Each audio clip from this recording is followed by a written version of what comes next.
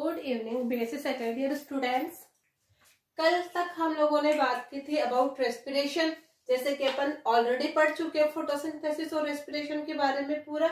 आज के क्लास में अकॉर्डिंग टू सिलेबस अपन बात कर रहे हैं सीड जर्मिनेशन एंड डॉर्मेंसी, यानी अपना आज का नया चैप्टर या नया टॉपिक है सीड जर्मिनेशन एंड डॉर्मेंसी। अब देखिए अपन को क्या क्या पढ़ना है, जर्मिनेशन पढ़ना है और डोरमेंसी पढ़नी है। किसमें? सीड में। तो सबसे पहले ये जानना भी जरूरी है कि सीड होता क्या है। जब अपन को ये पता चलेगा कि सीड क्या होता है तभी अपन उसका जर्मिनेशन बता पाएंगे कि जर्मिनेशन क्या है, और फिर अपन बता पाएंगे कि इसमें डोरमेंसी क्या है। तीनों एकदम सुने सुने से वर्ड लग रहे हैं। तो एक बार अपन बात कर लेते हैं कि सीड क्या होता है। देखिए कोई भी स्पीसीज हो, हर एक स्पीसीज का ऑर्गेनिज्म यही चाहता है कि इन फ्यूचर मेरी आइडेंटिटी बनी रहे।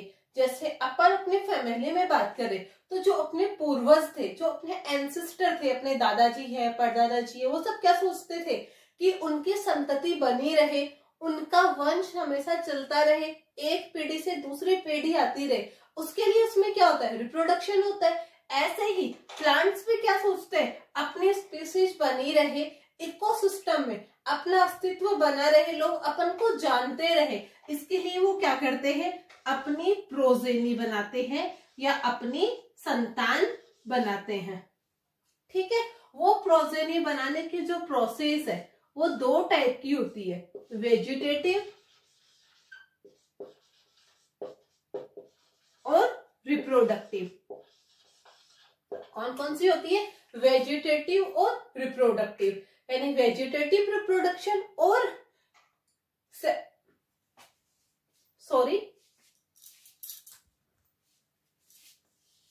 अपनी प्रोजेनी बनाने के लिए स्पीसीज क्या करती है? रिप्रोडक्शन करती है।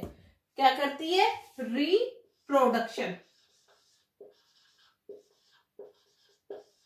जिसका मीनिंग होता है, री का मतलब होता है अगेन या फिर से, प्रोडक्शन का मतलब होता है प्रोड्यूस करना, यानी अपने जैसी फिर से अपनी संतति बनाना। क्या हो गया? रिप्रोडक्शन। ठीक है, ये जो रिप्रोडक्शन है वो प्लांट में दो टाइप का होता है बच्चों। एक होता है वेजिटेटिव रिप्रोडक्शन, एक होता है सेक्सुअल रिप्रोडक्शन। वेजिटेटिव का मतलब है जिसमें खाली एक ही प्लांट पार्टिसिपेट करता है, वो प्लांट मेल भी हो सकता है और फीमेल भी हो सकती है। सेक्सुअल रिप्रोडक्शन का मतलब है जहां पे दोनों मिलकर पार्टिसिपेट करते हैं, यानी जहां पे मेल और फीमेल दोनों का बराबर का रोल रहता है, उसे बोला जाता है सेक्सुअल रिप्रोडक्शन।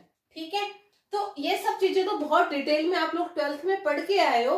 फर्स्ट ईयर में भी वैसे आप लोगों ने पढ़ा है, बस एंजियोस्पर्म में नहीं पढ़ा था। बाकी एल्गी में, ब्रायोफाइटा में, इनमें आप लोगों ने रिप्रोडक्शन पढ़ा था कि कैसे रिप्रोडक्शन होता है। ठीक है, सेक्सुअल रिप्रोडक्शन क्या होता है, वेजिटेटिव रिप्रोडक्शन क्या होता है, ये सब चीजें आप लोग बच्चों बीएससी फर्स्ट ईयर में पढ़ चुके हो। यहाँ मैं बात करूंगी सीड की, सीड में जर्मिनेशन की और डोरमेंसी की। तो अगर सीड की बात की जाए कि सीड क्या होता है, तो जो किसी भी प्लांट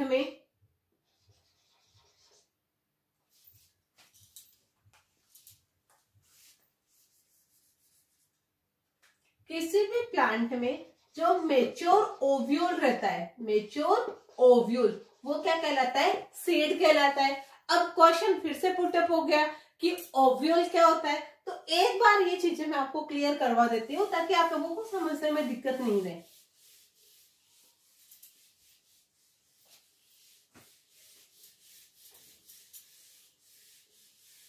देखिएगा जरा ध्यान से। अपन जब भी किसी फ्लावर की बात करते तो मैं उसकी स्ट्रक्चर बना देती हूँ यहाँ।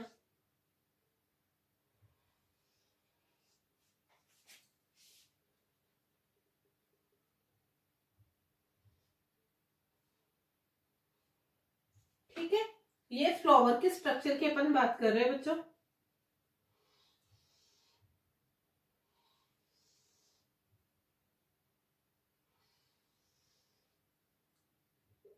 ये कोई फ्लावर है, एक फ्लावर में 4 पार्ट होते हैं। हमें देखना, मैं बताऊंगी एक एक करके आपको।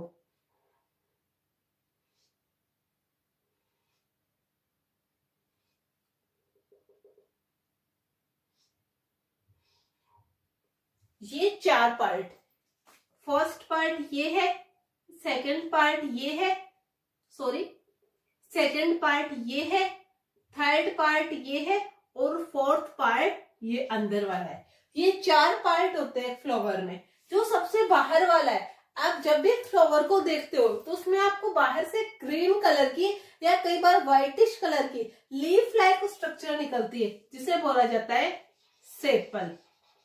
ठीक है, बहुत सारे सेपल हो जाएंगे, उनको बोला जाएगा कैलिक्स। जो कलरफुल पार्ट होता है फ्लावर का, कोई फ्लावर पिंक कलर का होता है, कोई रेड का होता है, कोई येलो कलर का होता है, तो जो कलरफुल पार्ट है फ्लावर का वो कहलाते हैं पेटल, और इसे बोला जाता है कोरोला। ये वाला जो पार्ट है ये होता है एंड्रोशियम, और इसे ही बोला जाता है स्टेमिन। यानी जो ये एक स्ट्रक्चर है इसे बोला जाएगा स्टेमिन, और ये वाला जो पार्ट है ये कहलाता है गाइनोशियम। ठीक है, इस गाइनोशियम हो गया सेपल, पेटल, स्टेमिन और गाइनोशियम को ही बोला जाएगा बच्चों कार्पल। ठीक है, सेपल और पेटल है, ये होते हैं वेजिटेटिव ऑर्गन फ्लावर के। पूरे प्लांट के नहीं, खाली फ्लावर की बात कर रही हूँ। वेजिटेटिव ऑर्गन होते हैं सेपल एंड पेटल,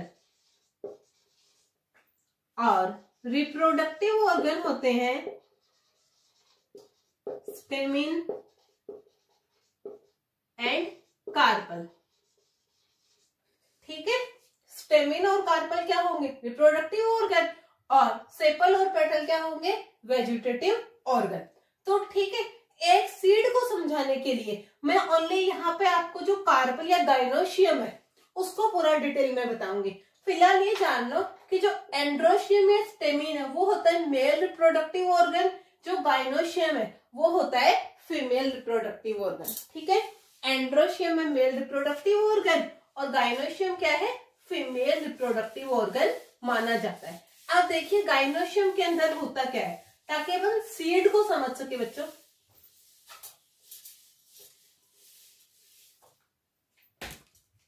देखिए ऐसी स्ट्रक्चर बनाई थी मैंने अभी, इसको मैं थोड़ा एनलार्ज करके बता रही हूँ। बाकी कुछ नहीं है, इसको बस एनलार्ज किया जा रहा है।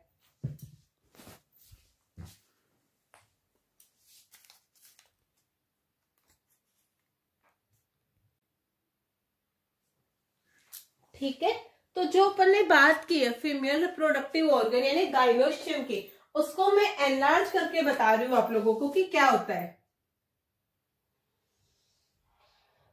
ऐसे स्ट्रक्चर रहती है, इसमें 3 पार्ट है। ऊपर वाला पार्ट कहलाता है स्टिग्मा, नीचे वाला पार्ट कहलाता है स्टाइल, और उससे नीचे वाला पार्ट कहलाएगा ओवरी। ठीक है, सबसे नीचे वाला पार्ट क्या कहलाएगा बच्चों? ओवरी। ऊपर वाला पार्ट है स्टिग्मा, ये जो स्टाइलिश पार्ट है ये है स्टाइल, और नीचे वाला पार्ट है ओवरी। अब आप लोगों को पता है फीमेल रिप्रोडक्टिव ऑर्गन है, यानी यहाँ पे क्या बनेगा? फीमेल गैमेट बनेगा। क्या बनेगा? फीमेल गैमेट बनेगा। अब फीमेल गैमेट बनने के लिए कोई स्पेसिफिक जगह होनी चाहिए। क्या होना चाहिए? कोई स्पेसिफिक जगह। तो ये जो ओवरी है इसके अंदर एक स्पेसिफिक जगह होती है, ये वाली स्पेसिफिक जगह, इसे बोला जाता है ओव्यूल। क्या बोला जाएगा? ओव्यूल। इस ओव्यूल में क्या बनता है? फीमेल गैमेट बनता है। बनने की जो प्रोसेस है वो मैं आप लोगों को नहीं बताऊंगी, वो आप लोग बीएससी फाइनल ईयर में पढ़ोगे। ठीक है, बस इतना याद रखना है कि इसमें फीमेल गैमेट बनता है। बनता किस फॉर्म में वो एक बार बता देती हूँ मैं। यहाँ पे ऊपर 3 सेल बनती है, 2 ऊपर की तरफ, 1 नीचे की तरफ। 3 सेल यहाँ बनती है और बीच में 2 न्यूक्लियस है। इन पूरी सेल्स में भी न्यूक्लियर सेल। इन तीनों सेल में ऊपर वाली जो 2 सेल है वो कहलाएगी सिनेरिड, ये कहलाएगी एग सेल। क्या कहलाएगी? एग सेल या एग। बस फिलहाल इतना याद रखना है अपन को, और कौन क्या कहलाता है उससे अपन को कोई मतलब नहीं है, ठीक है। ये है एग। अब जब फर्टिलाइजेशन होगा तब क्या होगा, इस एग के पास मेल गेमेट आएगा और अंदर क्या बन जाएगा, दोनों के बीच में फर्टिलाइजेशन होके एम्ब्रियो बन जाएगा। जैसे तुम लोगों ने जूलॉजी में पढ़ा है लास्ट ईयर कि मेल और फीमेल गेमेट मिलते हैं और दोनों के बीच में क्या होता है, फर्टिलाइजेशन होता है। फर्टिलाइजेशन से जाइगोट बनता है और जाइगोट आगे जाके क्या करता है, एम्ब्रियो बनाता है। तो वो जो एम्ब्रियो है वो कहाँ बनेगा बच्चों, ओव्यूल में बनेगा, ठीक है। तो ये जो ओव्यूल है वो ही आफ्टर मैच्योरेशन कहलाएगा सीड। क्या कहलाएगा?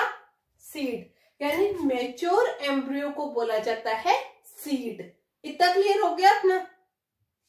अपन बात कर रहे थे सीड जर्मिनेशन एंड डोरमेंसी की, तो ये समझ में आ गया सीड क्या है। जो मैच्योर ओव्यूल है वही क्या है, सीड है। अब सीड जर्मिनेशन क्या होता है, ये सीड अपन को मिल गया एक प्लांट से। अब अपन ने सीड क्यों गेन किया है, ताकि ये फिर से ग्रो करके नया पौधा बना सके, नया प्लांटलेट बना सके।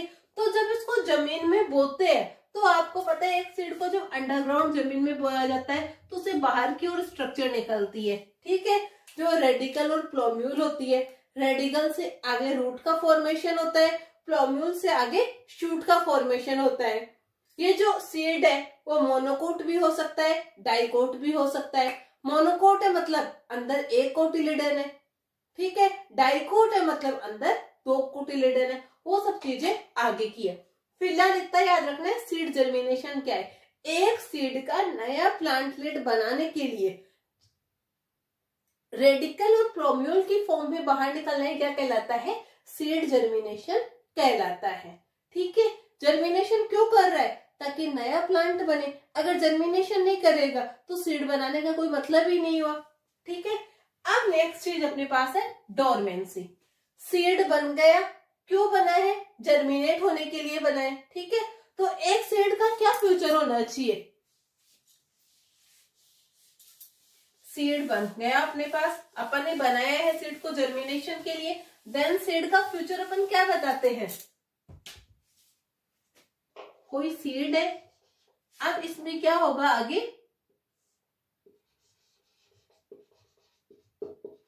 जर्मिनेशन होगा, ठीक है।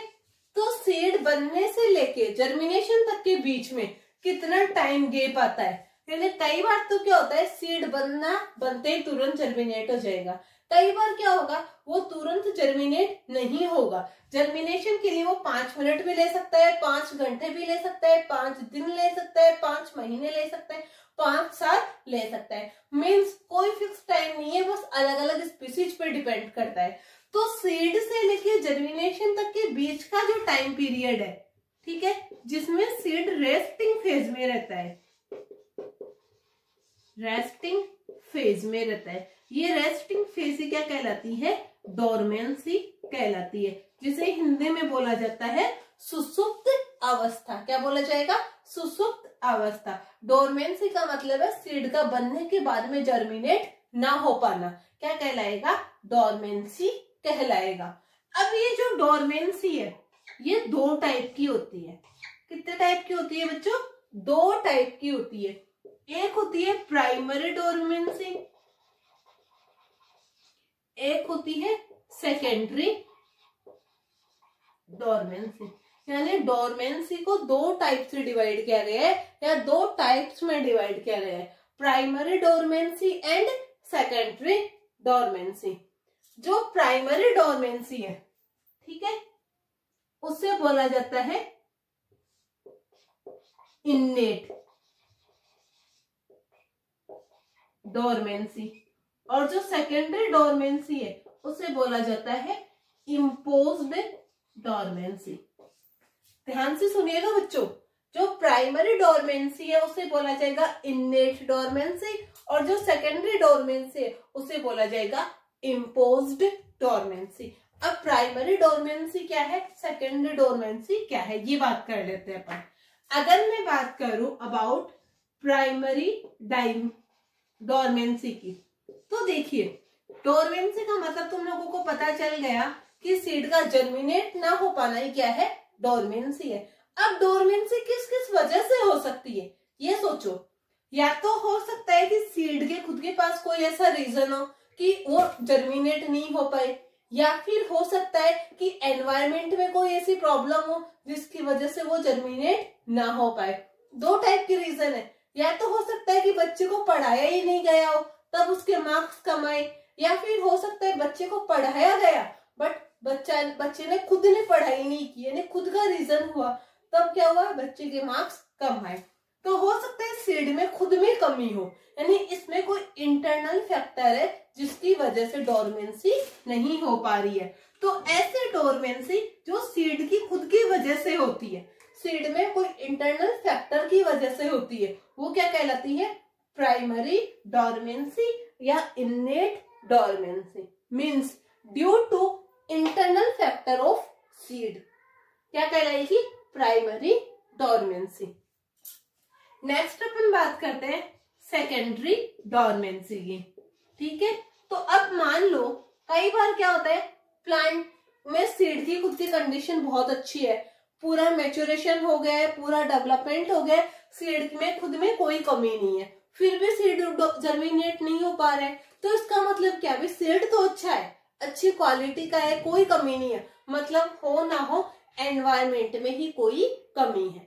तो अगर कोई डोरमेंसी या कोई रेस्टिंग फेज एनवायरमेंट की वजह से आ रही है तो उसे अपन क्या बोलेंगे, सेकेंडरी डोरमेंसी या फिर इम्पोज्ड डोरमेंसी। तो याद रखिएगा, सीड की वजह से प्रोड्यूस होने वाले डोरमेंसी कहलाएगी प्राइमरी या इनेट डोरमेंसी, और एनवायरमेंट की वजह से प्रोड्यूस होने वाली डोरमेंसी कहलाएगी सेकेंडरी या इम्पोज्ड डोरमेंसी। दो टाइप की डोरमेंसी पढ़ी है अपन ने, primary and secondary. Primary dormancy का मतलब है ऐसी डोरमेंसी जो कि सीड के इंटरनल फैक्टर की वजह से आ रही है, वो हो गई प्राइमरी डोरमेंसी। एंड ऐसे डोरमेंसी जो कि सीड की वजह से ना होके किसी एनवायरमेंटल फैक्टर की वजह से, वो हो जाएगी सेकेंडरी डोरमेंसी।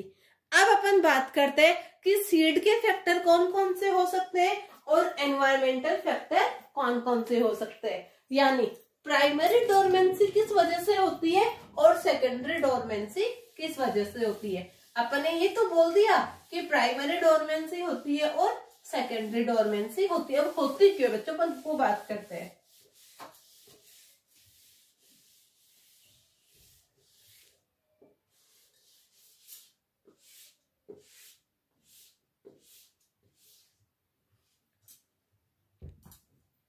तो मैं कॉलम बना देती हूं, एक तरफ मैंने डिनोट किया है प्राइमरी को, दूसरी तरफ मैंने डिनोट किया है सेकेंडरी को। ओके, एक साइड में बता रही हूँ प्राइमरी डोरमेंसी क्यों होती है, दूसरी तरफ में बता रही हूँ सेकेंडरी डोरमेंसी क्यों होती है। तो देखिएगा, अब देखो प्राइमरी डोरमेंसी में मैंने आप लोगों को बताया था, ये वाली जो डोरमेंसी है वो खुद सीड की कमी की वजह से होगी। ठीक है, जो सेकेंडरी डोरमेंसी है वो किसकी वजह से होगी, एनवायरमेंट की वजह से होगी। ठीक है, प्राइमरी डोरमेंसी वो सीड की वजह से होगी, सेकेंडरी डोरमेंसी वो होगी एनवायरमेंट की वजह से। तो सीड में ऐसा क्या है जिसकी वजह से जर्मिनेशन रुक रहा है, तो हो सकता है जो एम्ब्रियो है वो मेच्योर नहीं हुआ हो। ठीक है, जो एम्ब्रियो है वो मेच्योर नहीं हुआ हो। जब तक एम्ब्रियो मेच्योर नहीं होगा तब तक जर्मिनेशन नहीं होगा। हो सकता है जो सीड कोट है वो बहुत ज्यादा हार्ड हो। ठीक है, सीड कोट क्या हो, बहुत ज्यादा हार्ड है। अगर सीड कोट हार्ड है तो क्या होगा, जो गैसेस है वो अंदर नहीं जा पाएगी, जो वाटर है वो अंदर नहीं जा पाएगा और सीड का जर्मिनेशन नहीं होगा। ये कुछ रीजन थे जिसकी वजह से प्राइमरी डोरमेंसी देखने को मिलती है। नेक्स्ट अपन बात करते हैं सेकेंडरी डोरमेंसी की। अब एनवायरमेंट के फैक्टर है, तो हो सकता है सीड को प्रॉपर टेम्परेचर नहीं मिल रहा हो। क्या नहीं मिल रहा? सीड को प्रॉपर टेम्परेचर नहीं मिल रहा है। हो सकता है सीड को प्रॉपर लाइट नहीं मिल रही है, ठीक है। हो सकता है सीड को प्रॉपर वाटर नहीं मिल रहा हो सकता है सीड को प्रॉपर ऑक्सीजन नहीं मिल रही हो सकता है सीड को प्रॉपर मॉइस्चर नहीं मिल रही हो। ऐसे कुछ रीजन है जो कि सीड को जर्मिनेट होने से रोकते हैं, और जर्मिनेशन का रुक जाना ही क्या कहलाता है बच्चों? डोरमेंसी कहलाता है। तो अपन ने यहाँ दो टाइप की डोरमेंसी की बात की है, primary dormancy and secondary dormancy. Primary dormancy का मतलब है ऐसे डोरमेंसी जो सीड की वजह से प्रोड्यूस हो रही है। सेकेंडरी डोरमेंसी का मतलब है ऐसे डोरमेंसी जो कि खुद एनवायरमेंट की वजह से प्रोड्यूस हो रही है। तो अपन को पता है हर एक सीड को प्रॉपर टेम्परेचर भी चाहिए, प्रॉपर लाइट भी चाहिए, वाटर भी चाहिए, ऑक्सीजन भी चाहिए और मॉइस्चर भी चाहिए। अगर ये सारी चीजें फेवर में है तब तो सीड का जर्मिनेशन हो जाएगा। ये वाली सारी चीजें और ये वाली सारी चीजें एकदम फेवरेबल कंडीशन में है, प्रॉपर वे में है, तब जर्मिनेशन हो जाएगा।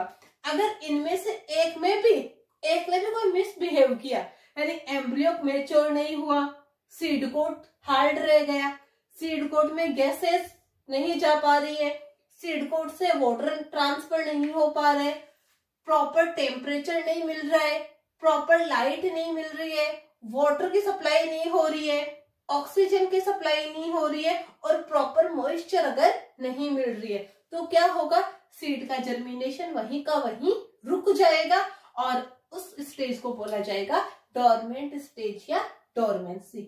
अब इतनी सारी प्रॉब्लम आ रही है तो इन प्रॉब्लम को सोल्व भी करना पड़ेगा भाई, कोई ना कोई तो ट्रीटमेंट सॉल्यूशन होना चाहिए। ऐसे तो सीड बेचारा डोरमेंट स्टेज में पड़ा रहेगा, उसने बनने में इतनी मेहनत की है, फर्टिलाइजेशन हुआ है, जाइगोट बना है, एम्ब्रियो बना है, तो इन सब प्रॉब्लम्स को कैसे सोल्व किया जाए?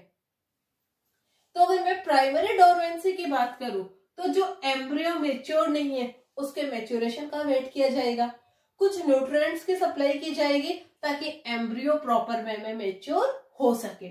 सीड कोट बहुत ज्यादा हार्ड है, ठीक है, तो क्या किया जाएगा? उस सीड कोट को तोड़ा जाएगा, यानी सीड कोट को हटाया जाएगा, डैमेज किया जाएगा, ब्रेक डाउन किया जाएगा, ताकि उसमें से गैसेस भी ट्रांसपोर्ट हो पाए और वाटर भी ट्रांसपोर्ट हो पाए। ये तो थे प्राइमरी डोरमेंसी को दूर करने के उपाय। अब है टेम्परेचर। हर एक प्लांट को एक मिनिमम रेंज में या मैक्सिमम रेंज में टेम्परेचर की जरूरत होती है। कुछ प्लांट ऐसे होते हैं जिनको लो टेम्परेचर चाहिए और कुछ ऐसे होते हैं जिनको हाई टेम्परेचर चाहिए। वो हर एक स्पीसीज की अपनी अपनी रिक्वायरमेंट होती है। तो अगर बहुत ज्यादा लो टेम्परेचर चाहिए तो लो टेम्परेचर का देना कहलाता है चिलिंग इफेक्ट। क्या कहलाएगा बच्चों? Chilling effect. ऐसे सीड जिनको बहुत लो टेम्परेचर की जरूरत होती है जर्मिनेशन की, वो कहलाते हैं चिलिंग सीड, और लो टेम्परेचर का ट्रीटमेंट देना कहलाता है चिलिंग इफेक्ट। अब बात आती है लाइट की। तो कुछ तो सीड ऐसे होते हैं जो लाइट की प्रेजेंस में जर्मिनेट होते हैं और कुछ ऐसे होते हैं जो लाइट की एब्सेंस में जर्मिनेट होते हैं। लाइट की प्रेजेंस में जर्मिनेशन होना कहलाता है पॉजिटिव फोटोब्लास्टिक, ठीक है। लाइट की प्रेजेंस में जर्मिनेशन होना कहलाएगा पॉजिटिव फोटोब्लास्टिक और लाइट की एब्सेंस में होना कहलाएगा नेगेटिव फोटोब्लास्टिक।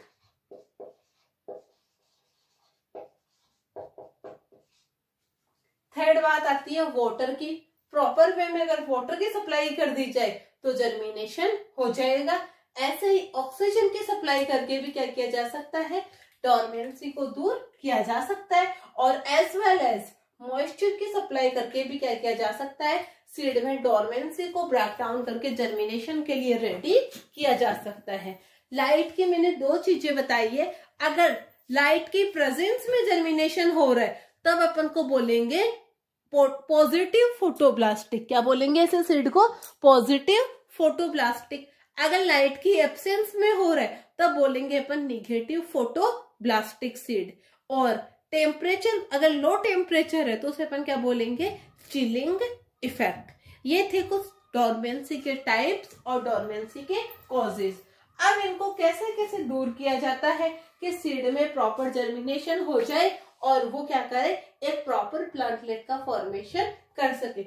इसके लिए जैसे जैसे मैंने अभी शॉर्ट फॉर्म में बताई है कि अपन एम्ब्रियो को मैच्योर करवा सकते हैं, हार्ड सीड कोट उसको हटा सकते हैं। तो उसको कैसे हटाएंगे, कैसे टेम्परेचर की सप्लाई होगी, कैसे लाइट की सप्लाई होगी, ये अपन सारी चीजें डिटेल में पढ़ेंगे और वो सब अपन करेंगे अपना नेक्स्ट क्लास में।